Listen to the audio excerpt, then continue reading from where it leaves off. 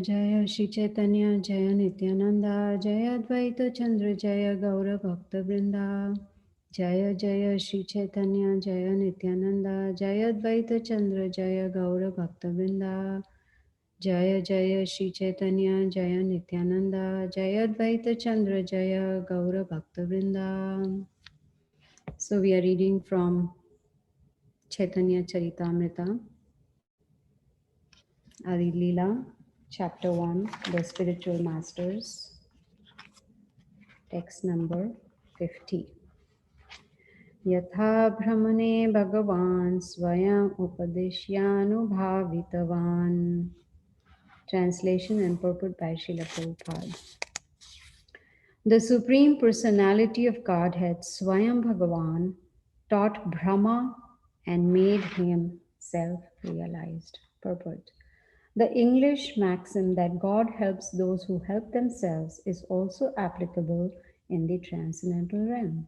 There are many instances in the revealed scriptures of the personality of Godheads acting as the spiritual master from within. The personality of Godhead was the spiritual master who instructed Brahma, the original living being in the cosmic creation. When Brahma was first created, he could not apply his creative energy to arrange the cosmic situation. At first, there was only sound, vibrating the word tapa, which indicates the acceptance of hardships for spiritual realization. Refraining from sensual enjoyment, one should voluntarily accept all sorts of difficulties for spiritual realization. This is called tapasya. An enjoyer of the senses can never realize God, godliness, or the science of theistic knowledge. Thus, when Brahma, initiated by Sri Krishna by the sound vibration tapa, engaged himself in acts of austerity by the pleasure of Vishnu, he was able to visualize the transcendental world Sri Vaikuntha through transcendental realization. Modern science can communicate using material discoveries such as radio, television, and computers, but the science invoked by the austerities of Sri Brahma, the original father of mankind, was still more subtle. In time, material scientists may also know how we can communicate with the Vaikuntha world. Lord Brahma inquired about the potency of the Supreme Lord, and the personality of Godhead answered his inquiry in the following 6 consecutive statements. These instructions, which are reproduced from Srimad Bhagavatam 2.9.31 to 36, were imparted by the personality of Godhead acting as the supreme spiritual master. Om Ajnanatimirandasya Jnananjana Shalakaya Chakshur Unmilitam Yena Tasmai Shri Gurave Namaha. What a beautiful verse. The Supreme Personality of Godhead, Swayam Bhagwan, taught Brahma and made him self-realized. So, as we can see,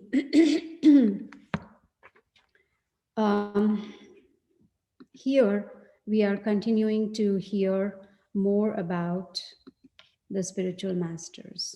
And we can see the very first point again, you see, is talking about the Supreme Personality of Godhead said, Swayam Bhagavan, right? Ete chamsa kalapamsa Krishnastu Swayam Bhagavan. Krishna, you yourself are the Supreme Personality of Godhead. So here the Supreme Lord is instructing as the spiritual master, and he is teaching, and that itself shows us that Krishna himself is following the parampara. He is in fact starting the parampara. He is giving the knowledge to Lord Brahma.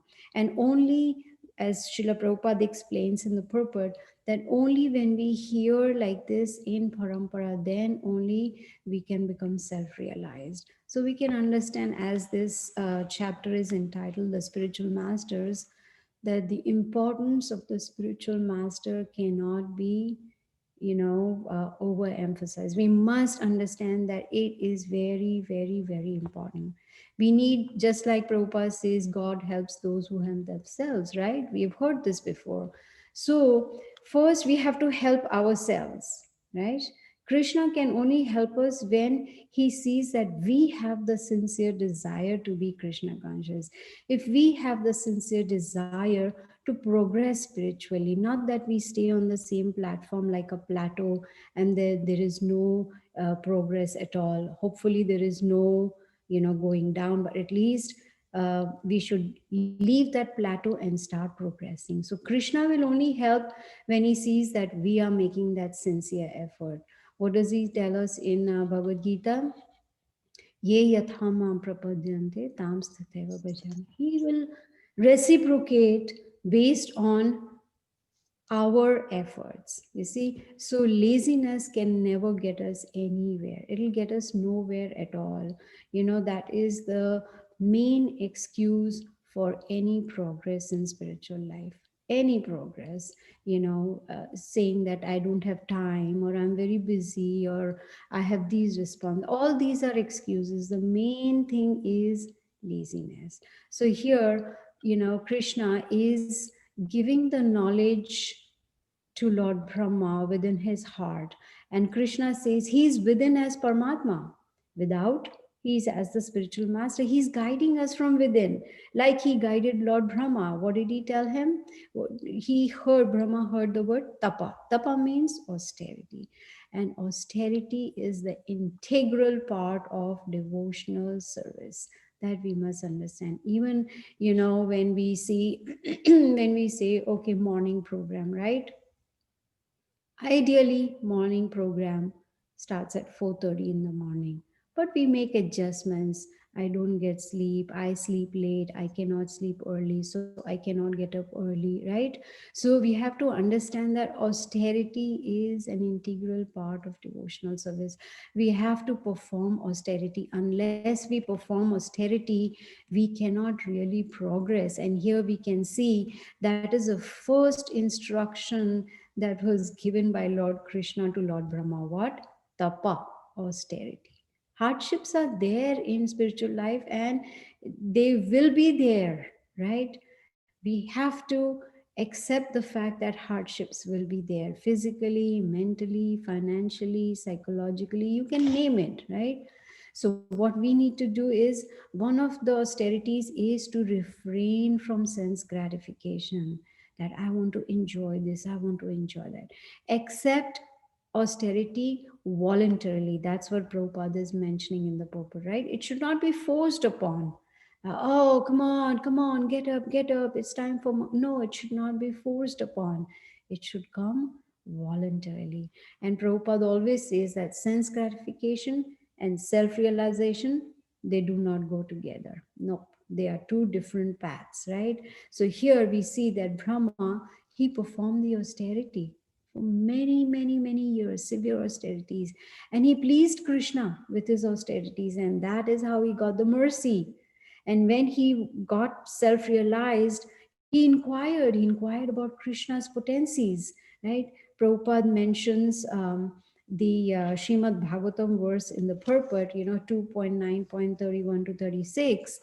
And what does that say? The Supreme Personality of Godhead. What did he say? He told, excuse me, knowledge about me as described in the scriptures is very confidential, and it has to be realized in conjunction with devotional service. The necessary paraphernalia for that process is being explained by me. You may take it up carefully. You see, very, very important. So, like Prabhupada says, bhakti is like a razor's edge. If we are not careful, we can really get hurt and start bleeding. We have to be very, very careful. We have to be very careful with our sadhana bhakti. We have to be perform austerities. We have to make sure our sadhana bhakti is very austere in the sense that, we follow the morning program very strictly. Somehow or the other, find time to do that and sit down and chant attentively. Read Srila Prabhupada's books. You see, hear Srila Prabhupada's lecture, hear Guru Maharaj's lecture, so that we can get that, what you call that, inspiration, we can get that motivation to continue our austerity. So let's go to verse number 51. Dhyanam paramagoyam me yad vijnana samanvitam sarhasyam tadangam cha grahana kaditam maya. Translation and purport by Srila Prabhupada.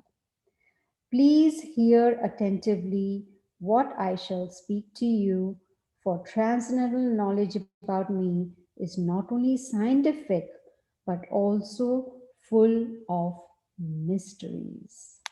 Purport. Transcendental knowledge of Sri Krishna is deeper than the impersonal knowledge of Brahman, for it includes knowledge of not only his form and personality, but also everything else related to him. There is nothing in existence not related to Sri Krishna. In a sense, listen carefully, in a sense, there is nothing but Sri Krishna. And yet, nothing is Sri Krishna save and except his primeval personality. This knowledge constitutes a complete transcendental science, and Vishnu wanted to give Brahmaji full knowledge about that science. The mystery of this knowledge culminates in personal attachment to the Lord, with a resulting effect of detachment from anything non Krishna. There are 9 alternative transcendental means of attaining this stage: hearing, chanting, remembering, serving the lotus feet of the Lord, worshipping, praying, assisting, fraternizing with the Lord, and sacrificing everything for Him. These are different parts of the same devotional service, which is full of transcendental mystery. The Lord said to Brahma that since he was pleased with him, by his grace, the mystery was being revealed. So, what's the most important part of this translation? Hear attentively. That is the first qualification. We have to be very attentive in what Krishna is saying, in what the Parampa, the Acharyas are saying, in what the spiritual master is saying. And we have to be very, very attentive to that. Even while reading Srila Prabhupada's purports, Srila Prabhupada's books, we have to be very, very attentive, right? What does Krishna say? That transcendental knowledge about me is scientific and full of mysteries. In fact, why is Bhagavad Gita one chapter called Most Confidential Knowledge?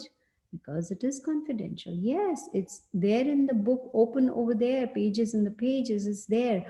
But to understand the real meaning of that confidential knowledge will only come when Tesham Satata Yuktanam Bhajatam Priti Purvakam. Only when there is worship of Krishna with love and devotion, only then Krishna will give the intelligence so we can understand these mysteries of Krishna. We cannot understand without the mercy of Guru and Krishna. What is this transcendental knowledge? Everything about Krishna. Prabhupada mentions in the purport, everything about Krishna, his form, his pastimes, everything. Now, when I was telling you to listen carefully about there is nothing but Krishna, yet nothing is Krishna save and except his primeval personality, right? This resolution was given by Chaitanya Mahaprabhu. What was that?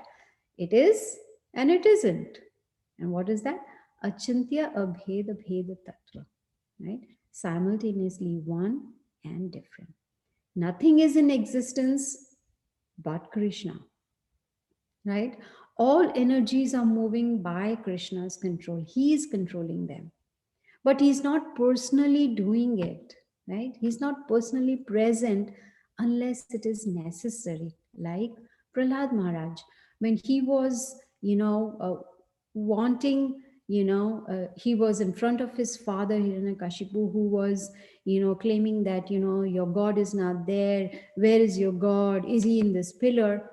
Krishna appeared as Nrsimhadev because it was necessary at that time, right? Krishna is in every atom, but he will not show it himself, right? We have to qualify ourselves to even have darshan of Krishna. So, what is the result of all this knowledge? Prabhupada mentions attachment to Krishna and detachment from everything non Krishna. How beautiful. So nicely Srila Prabhupada has explained this. It's very, very clear.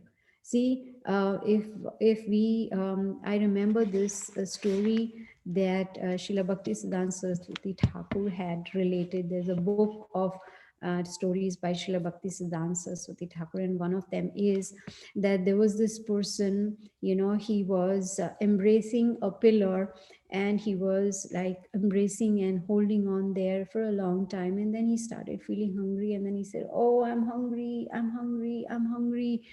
So there was a person passing by, and he had, some food, and he said, okay, here is some food, you can have this food.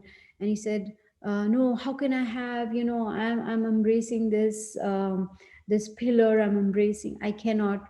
Well, if you want to eat, you got to let go of that pillar, right? So what is happening? People are generally embracing Maya and saying, I don't want Maya, I don't want Maya, I want to come out of Maya, I want Krishna, I want Krishna. How can you get Krishna unless you let go of Maya, right? We have to understand that. So attachment to Krishna will, if we do that, then automatically there'll be a detachment from anything non-Krishna. And in the purport, Srila Prabhupada is talking about the 9 alternative transcendental means of attaining Krishna, right? The 9 processes given to us by Prahlad Maharaj, right? Shravanam, Kirtanam, Vishnu, Smaranam, Padasevanam, Archanam, Vandanam, Dasyam, Sakyam, Atmanivedanam. What's the topmost? Atmanivedanam, complete surrender. And that is what Srila Prabhupada talks about in the purport also, right? So here we see that Lord Brahma, he got the mercy because Krishna was pleased. And then Brahma understood the mystery because Krishna blessed him. It was Krishna's mercy, right? So just like Brahmanda Brahmite Kona Bhagyavan Jeev, Guru Krishna Prasade Pai Bhakti Lata Bij. Only by Guru and Krishna's prasad, by their mercy, that we can get that seed of devotion. By their mercy, we can become self-realized. By their mercy, we can get attached to Krishna. So this is very important to understand. Verse number 52. Yavanaham yatha bhavo yadrupa gunakarmakaha tathaiva tattvam vijnanam astu te mad anugrahat. Translation and purport by Srila Prabhupada.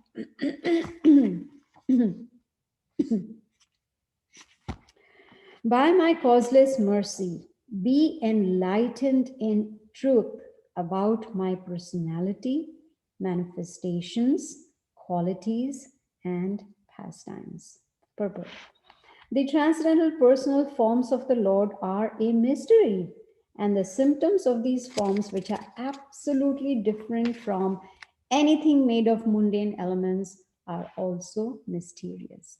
The innumerable forms of the Lord, such as Shama Sundara, Narayana, Rama, and Gaura Sundara, the colors of these forms, white, red, yellow, cloud like Shama, and others, his qualities as the responsive personality of Godhead to pure devotees and as impersonal Brahman to dry speculators, his uncommon activities like lifting Govardhan Hill, marrying more than 16,000 queens at Dwarka, and entering the rasa dance with the damsels of Raja, expanding himself in as many forms as there were damsels in the dance.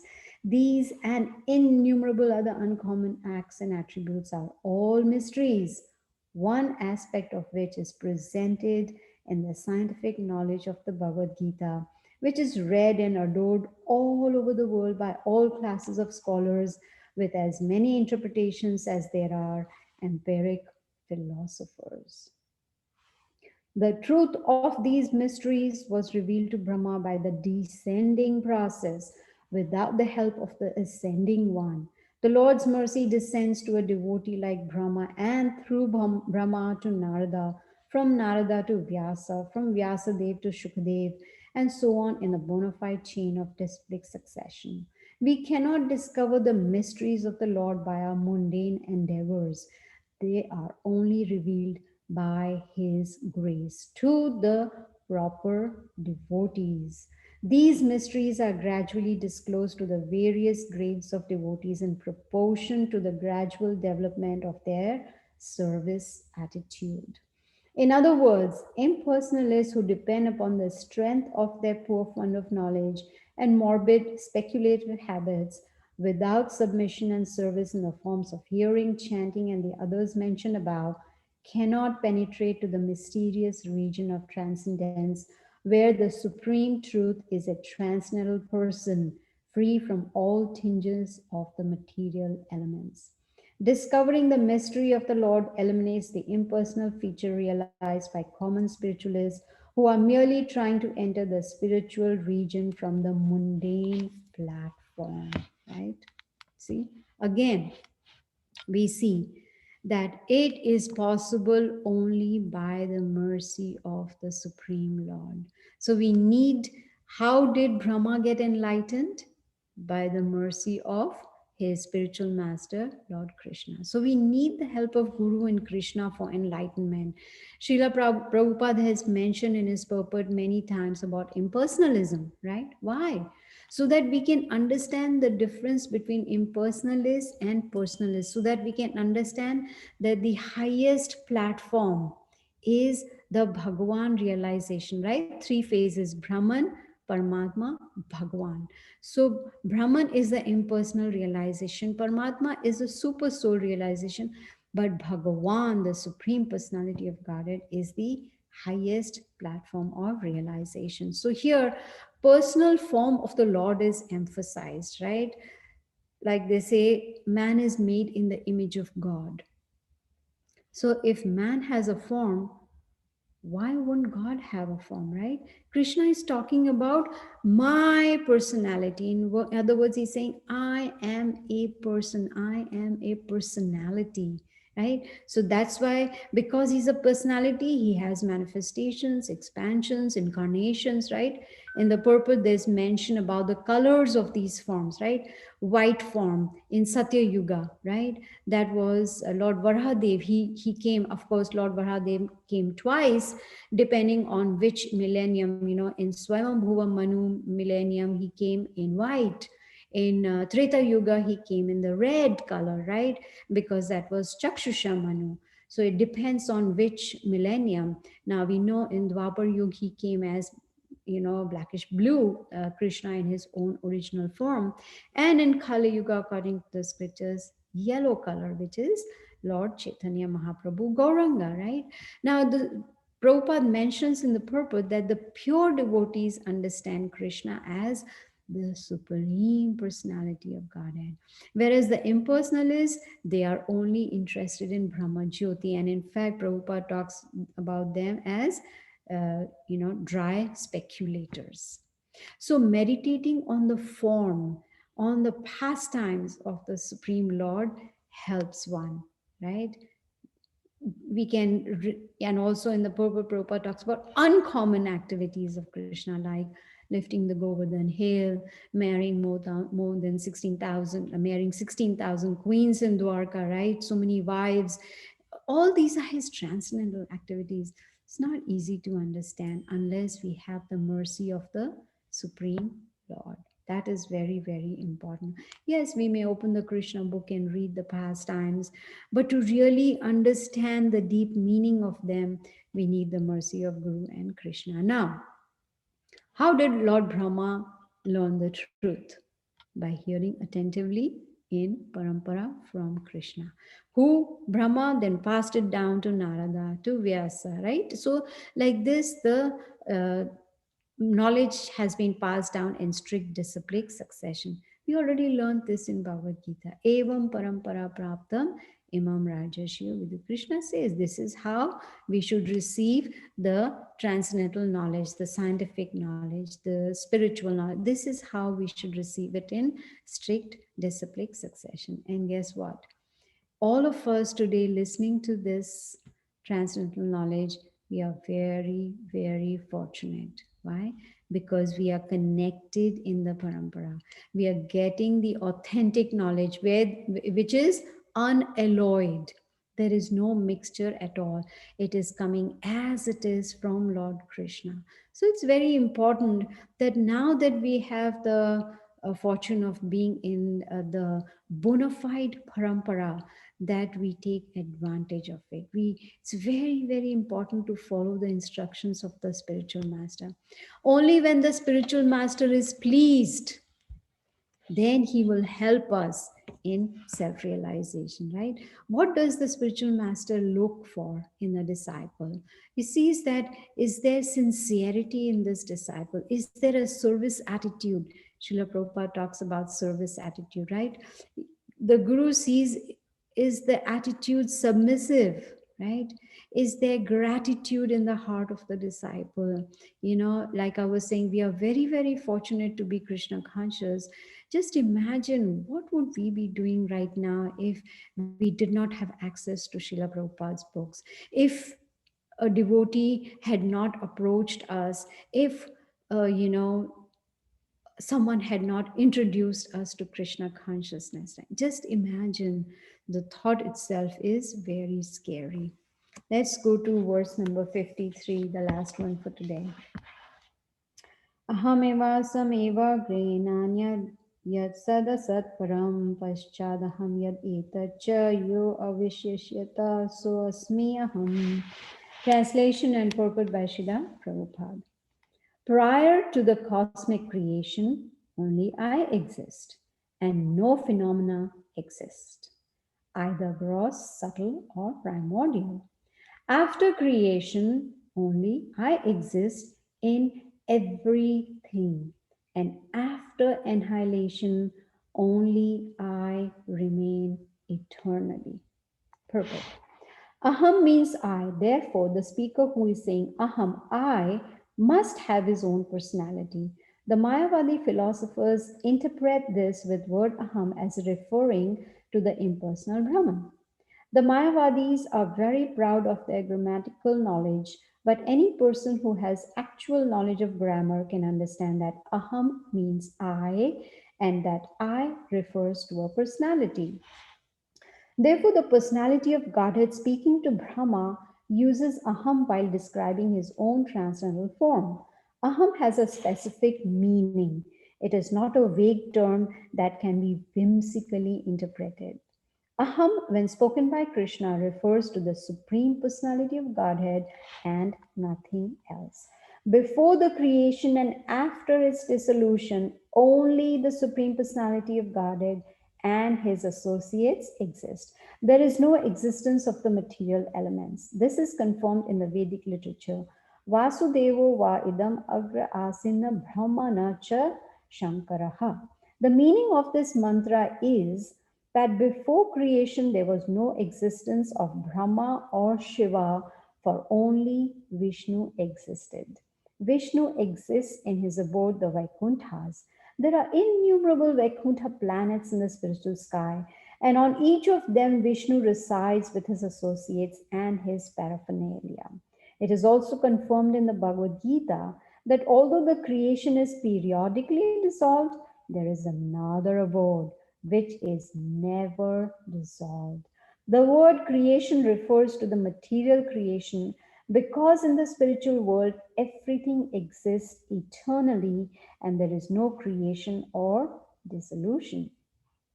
The Lord indicates herein that before the material creation, he existed in fullness with all transcendental opulences, including all strength, all wealth, all beauty, all knowledge, all fame, and all renunciation. If one thinks of a king, he automatically thinks of his secretaries, ministers, military commanders, palaces, and so on. Since a king has such opulences, One can simply try to imagine the opulences of the Supreme Personality of Godhead. When the Lord says Aham, therefore, it is to be understood that he exists with full potency, including all opulences. The word Yat refers to Brahman, the impersonal effulgence of the Lord. In the Brahma Samhita, it is said, Tad Brahma Nishkalam Anantam Ashesha Bhutam.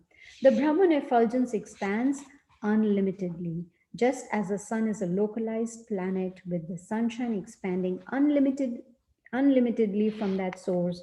So the absolute truth is the supreme personality of Godhead with his effulgence of energy, Brahman, expanding unlimitedly. From that Brahman energy, the creation appears just as a cloud appears in sunshine. From the cloud comes rain, from the rain comes vegetation, and from the vegetation comes fruits and flowers, which are the basis of subsistence for many other forms of life. Similarly, the effulgent bodily luster of the Supreme Lord is the cause of the creation of infinite universes. The Brahman effulgence is impersonal, but the cause of that energy is the Supreme Personality of Godhead. From him in his abode, the Vaikuntha's, this Brahma Jyoti emanates.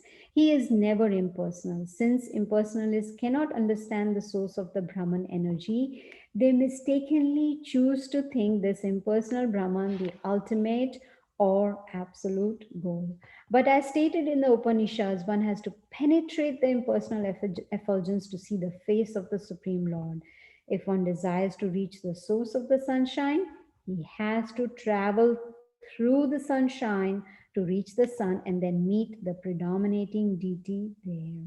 The absolute truth is the Supreme Person Bhagwan, as Srimad Bhagavatam explains.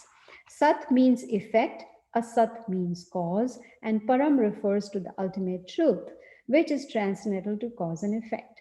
The cause of the creation is called the Mahat Tattva or total material energy, and its effect is the creation itself. But neither cause nor effect existed in the beginning. They emanated from the Supreme Personality of Godhead, as did the energy of time. This is stated in the Vedanta Sutra, Janmadhyasya Yataha. The source of birth of the cosmic manifestation of Mahat Tattva is the personality of Godhead. This is confirmed throughout Srimad Bhagavatam and the Bhagavad Gita. In the Bhagavad Gita, the Lord says, Aham Sarvasya Prabhavaha. I am the fountainhead of all emanations.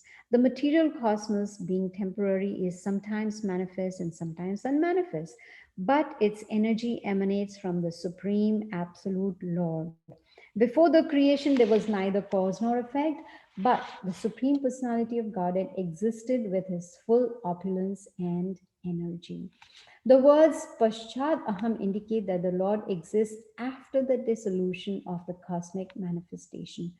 When the material world is dissolved, the Lord still exists personally in the Vaikunthas. During the creation, the Lord also exists as he is in the Vaikunthas, and he also exists as the supersoul within the material universes. This is confirmed in the Brahma Samhita. Goloka Eva Nivasati. Although he is perfectly and eternally present in Goloka Vrindavan and Vaikuntha, he is nevertheless all pervading Akhilatma Bhutaha. The all pervading feature of the Lord is called the Supersoul. In the Bhagavad Gita, it is said, Aham Krishnasya Jagataha Prabhavaha. The cosmic manifestation is a display of the energy of the Supreme Lord.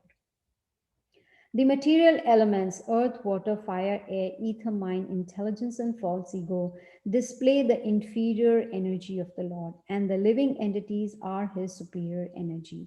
Since the energy of the Lord is not different from him, in fact, everything that exists is Krishna in his impersonal feature.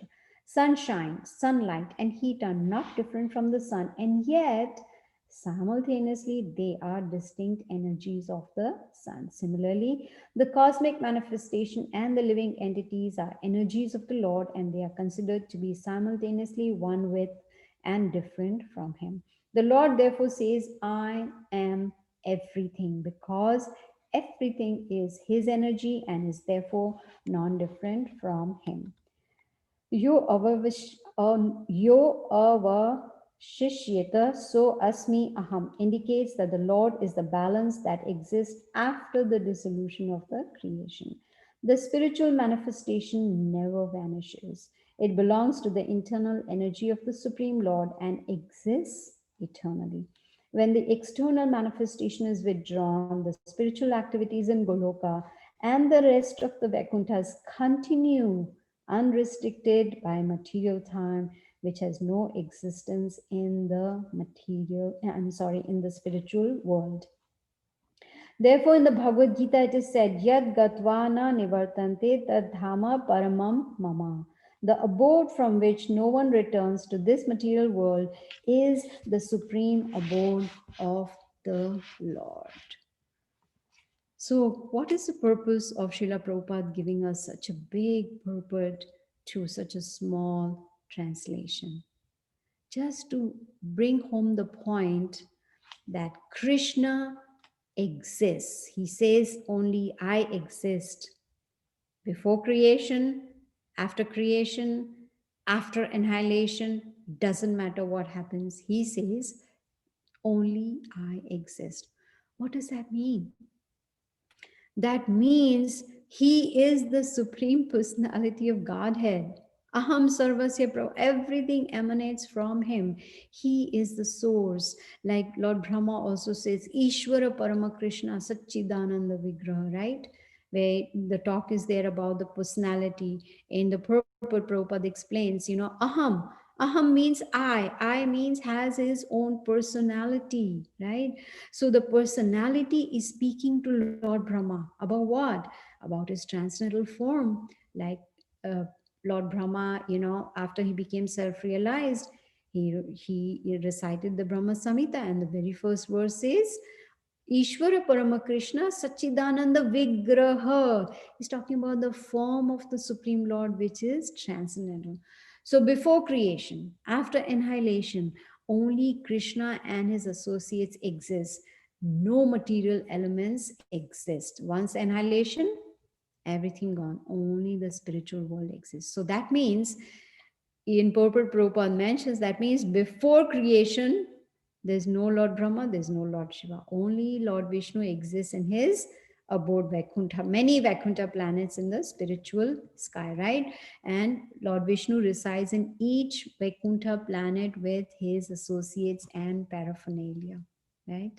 So Prabhupada explains, like we have also heard before, that the material creation is only 1/4 of the entire creation.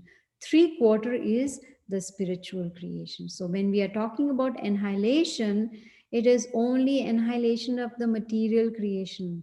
Spiritual planets, they never get dissolved. They are eternal. Krishna always exists. Like Srila Prabhupada also mentions, Krishna always exists with his full six opulences, right? With full potency. Just because there's annihilation doesn't mean he loses his potency or his opulences. No, not at all. Prabhupada explains that the creation appears. How does it appear? It appears from his Brahman energy. And he gives the analogy like the cloud appears in sunshine, right? So Brahman effulgence of Krishna is the cause of creation. Well, it's very, very important to understand.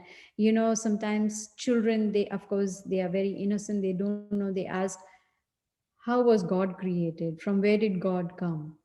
Here, there is proof in the scripture. Supreme personality of God, it is never created. He did not get created. He's timeless. He's always been there. He always exists. And he uses his energy to create this creation, right? It's not that Krishna was created. No, he's the cause of creation, or the total material energy, which is the Mahatattva, right? And even after annihilation, Krishna's energies, they emanate from him. He continues to reside in the spiritual world. He is eternally present in Goloka Vrindavan. See, we have already learned in Bhagavad Gita. And here also Prabhupada is mentioning in the purport that material elements, they are the inferior energy, but living entities, they are the superior energy of Krishna. Now, why do the Shastras, they say that in spiritual world there is no birth, there's no death, it is permanent, it exists eternally. because that is what spiritual world is. It is eternal. There is no birth, no death, no disease, no old age in the spiritual world, right? It has nothing to do with this material world at all, right? That's why Bhagavad Gita says that abode of Krishna, right, from which no one returns. No one returns. Why? Because that is permanent, that is eternal, that is a supreme abode of Krishna. So that is what we learn from this verse number 53. So I'm going to right now end the lecture. And if anyone has any questions, you can ask.